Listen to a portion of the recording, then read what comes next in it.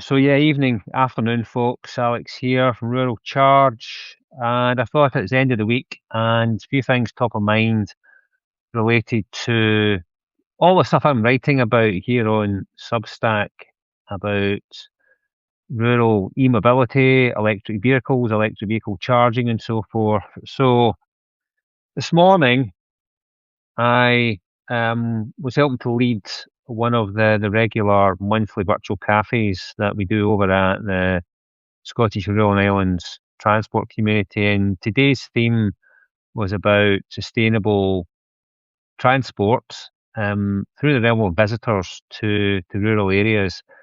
And this is a big deal and an important part of the conversation we should be having around this transition to electric vehicles, because as much as it's beneficial in the broadest sense of things for folk to be switching over to electric vehicles, we still have specific challenges when it comes to the number of vehicles, number of cars that are travelling to popular tourist destinations.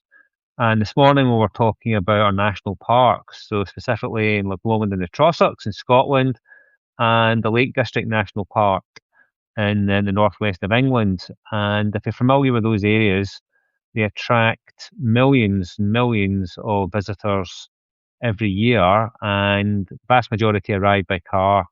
And this is increasingly causing a huge amount of issues in terms of a lack of capacity in car parks to support all of the vehicles, congestion, driving to and leaving some of these popular visitor attractions. And of course, there is the emissions aspect to it as well, for the many who are still driving internal combustion engine cars as well. So the conversation we're having this morning was around behaviour change. How do you encourage more people to leave the car at home or leave it further away and use transport, use shared transport, use buses? And this is something that's been tried in many different ways over or many years to encourage that behaviour change, and it's certainly not easy. But we also identify that while, of course, it's challenging to try and change that ingrained behaviour of people who are very much tied to their car and can put forward some valid reasons as to why they would still want to use it. At the same time, there are an increasing number of people who don't drive. And that includes a lot of young people, millions of young people who don't have a driving license and don't drive. Part of that perhaps is because they don't need to drive, part of it because they can't afford to drive. But there's a huge untapped market here because many of these young people do travel, they do like to visit places, and in the UK as well. So how can you make it more attractive for them to travel door to door by public transport? And that means joining different modes of transport up from trains that connect with buses, and buses that then take passengers to their kind of end destination, the travel or the visitor attraction. Now, these things are starting to be done successfully in the national parks through funding and through trials, starting to demonstrate that there is demand for that. And particularly so if the travel experience is made simple and straightforward from a booking standpoint, and that particularly the buses are appropriate. And by appropriate, what we're talking about is buses that can support people who are either abled or disabled, and perhaps some who are also bringing a bike with them as well. And that's a separate discussion in itself, but the reality is that today that there are very few buses that are equipped to carry bikes, which doesn't really fit very well with the narrative that we are kind of building out, and the objective we're looking for is to encourage more people to walk and to cycle, for their health and also for the environment. So I think what we learned today and what we took away is that while there's a lot of work still to be done, there are some positive steps that are being taken, but they are being taken in specific places at specific times. And really what we need is to pull together all of the learnings, all of the insights, and all of the methodologies that have been employed in order to encourage more people to leave their car behind. And that's not just about how you create an operational operations at work effectively. It's also the marketing as well. And that's another area we touched on this morning. The importance of marketing, the importance of branding in order to reach out and in order to connect and in order to motivate the people to use the transport services that are being offered to them. And we have to respect the fact that tourism being as it is, it's very much seasonal. So it'll ebb and flow. There's going to be points during the year where those vehicles, buses or minibuses, aren't being used quite so much. But that also speaks to the fact that those buses, in terms of scheduling, can run at different times of the week and in different times of the day, and can, to a certain degree, the timetables can be modified depending on how busy and how much demand there's likely to be for them.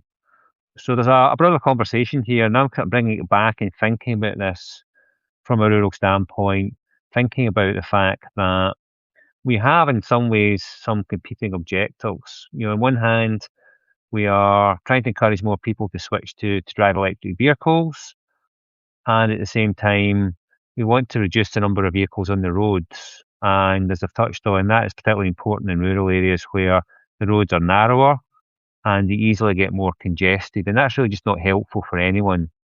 And therefore, we need a strategic approach that recognises that these are challenges, but there are solutions that are available. But as always, it requires a significant amount of collaboration across different types of stakeholders, from community groups to local authorities to the government, and also to technology service providers who can help in terms of trying to join up the processes in terms of the journey experience, the travel experience.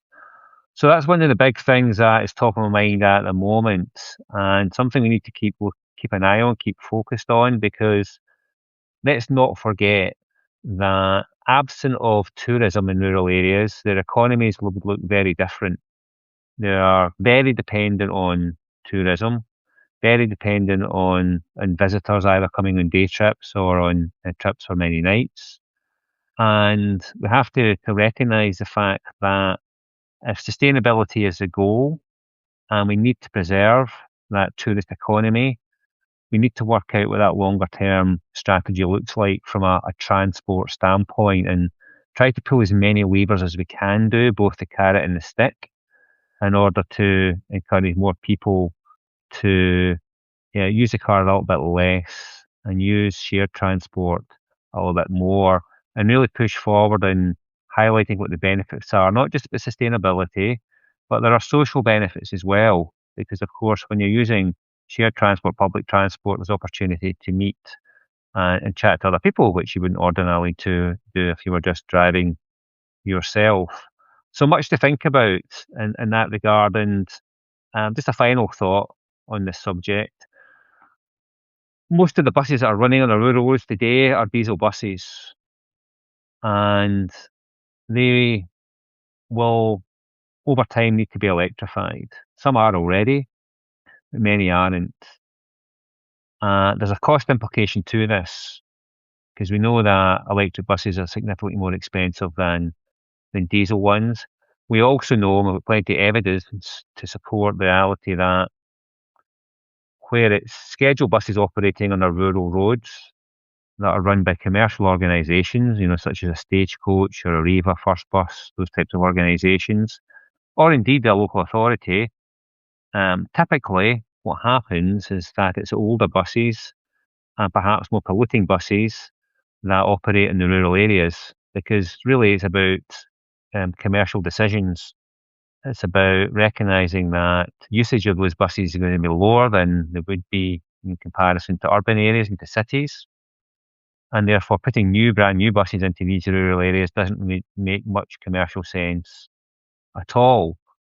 And that holds true irrespective of whether it's a diesel, whether it's an electric bus. But from an electric bus standpoint, somewhere along the road, we do want electric buses to be operating in rural areas and supporting our tourists as well as local people. But we have to work out how that evolves over time. And we have to also recognise, and this is an important point, I think, in terms of shaping our thinking, that we have to have the right profile, the right size of buses on our roads. When I look around and when I'm in rural areas and islands, there are a lot of larger buses. By larger, what I'm talking about is your typical sort of 40 odd seat bus that you'll find in the cities. And as I say, these are the ones that typically have a second life in rural areas. But the fact is, they're too big for the roads. They're too big for narrow roads. If you're driving along a rural road, single track roads, narrow roads, then you just have to have your wits about you when there's a bus coming towards you, because there isn't much space to pass each other. And, that's a safety risk, of course it is. Not just for other drivers, but for cyclists as well. And I've shouted about this a lot in the past, that with more and more cyclists out and about on rural roads, there's challenges for them as well, when they're encountering buses, either being overtaken or buses coming towards them. And again, that's a safety risk, an accident risk as well. So what this really comes down to is the fact that we need buses that are fit for purpose in terms of their size and in terms of what they offer to people who are travelling in rural areas. So that means smaller buses, mini buses, but many buses that are designed more purposely for the roads that they're actually operating on most of the time. And then also there's this separate requirement for the buses in rural areas to offer more support for cyclists who might want to break up their journey by hopping in the bus, but have got the bike with them. And today there are some examples, and we learned about it today in the cafe in terms of the Forth Valley, of a sort of tourist minibus having a trailer. Behind it pulls a trailer, and the trailer can then, or buses can be loaded onto the trailers. That's a nice idea. There's question marks about, does that disrupt the journey? Does it take longer when the driver has to hop on and off and load the bikes up? There's only a certain amount of capacity for bikes. I think the trailer we're talking about in this example has a capacity for about 12 bikes. And how do you book your bike? I mean, can the bus just turn up and put on it? Or do you have to book your bike, a space for your bike in the trailer ahead of time? So there's thoughts about that as well, because it kind of ties in. Because if more people are cycling electric bikes, e-bikes, which can be a good thing, and then they could be charged. Maybe there's opportunities to charge them in a trailer as well. So not to get too much into the detail of it, there's something we certainly have to be thinking about when it comes to the design of the buses that are operating in rural areas, and when they go electric, as they're starting to do, what profile of electric minibuses do we need on those rural roads? And of course, where will they be charging, in terms of back at depots, and there's a capacity at depots in terms of the grid and so forth. Conversation for another day. So that's a kind of quick debrief of what's top of mind at the moment. I'll probably come back again with another live stream in a few days, because I want to keep hammering home on this point. When it comes to rural transport, when it comes to the electrification of rural transport, we have to respect the differences in terms of transport in these areas versus in more built up urban areas, more populated areas, because there are meaningful, significant differences that require different approaches and a different mindset to how we design and how we organise electrification of transport in rural areas. That's thinking about private vehicles, but it's also commercial vehicles as well. They're all operating on rural roads. And of course, there's blue light services as well, blue light vehicles, ambulances, fire engines, and so forth. They're all on a day-to-day basis present on rural roads in varying numbers, sometimes a lot more, sometimes less. But in an electrified world, they'll all need to be charged somewhere, and they'll all need to be charged using renewable electricity that's going to be generated somewhere, either further away or closer to home. But we have to join up all these conversations and think creatively about practical